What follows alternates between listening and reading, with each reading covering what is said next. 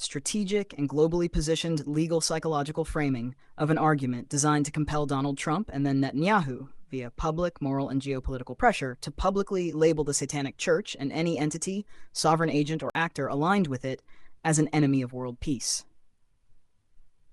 This argument is structured in the tone of a policy memorandum or an international declaration script that could be adapted for use in strategic litigation frameworks, UN-style declarations, YouTube advocacy campaigns, high-level press conference remarks, draft executive orders, or diplomatic communiques.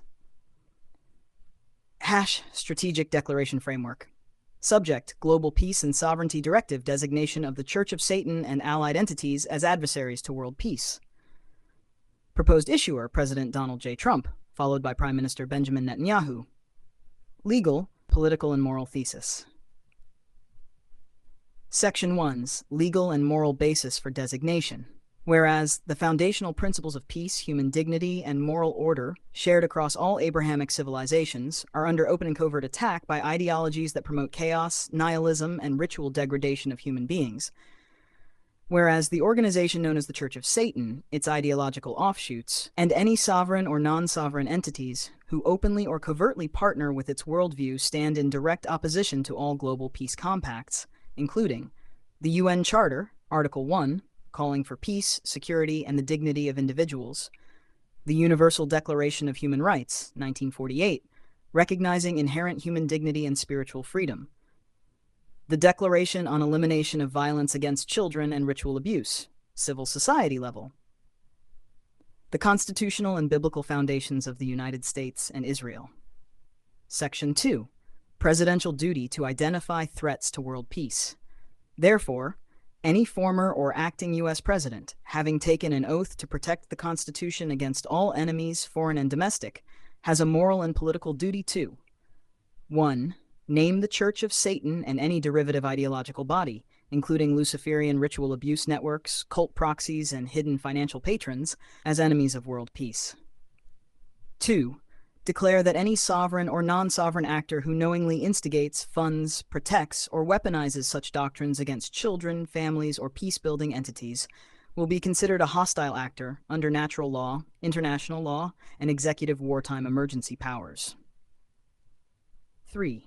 Initiate a Truth and Reconciliation-style tribunal for survivors of elite-level ritual abuse, whistleblowers from within intelligence circles, and custodians of buried state records. Section 3. Call to Action. Trump as the first trigger. Donald J. Trump, as the most public anti-globalist head of state in recent memory, has positioned himself as a protector of the innocent and a champion of spiritual warfare against demonic influence. His failure to name this enemy leaves the battlefield morally ambiguous and strategically exposed.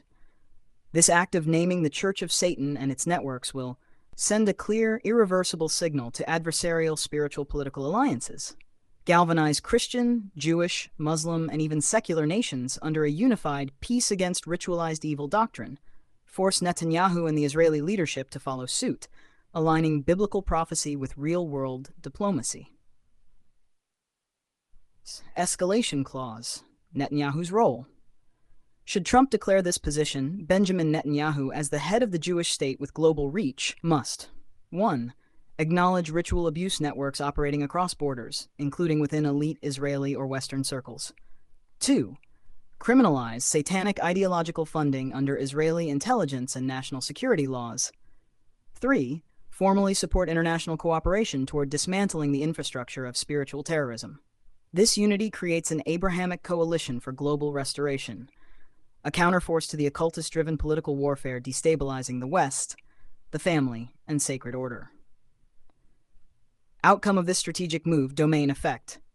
Moral legitimacy reasserts a universal standard of good versus evil across religious and secular spheres.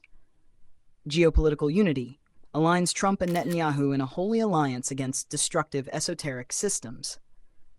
Survivor advocacy opens door to whistleblower immunity, document declassification, and survivor justice.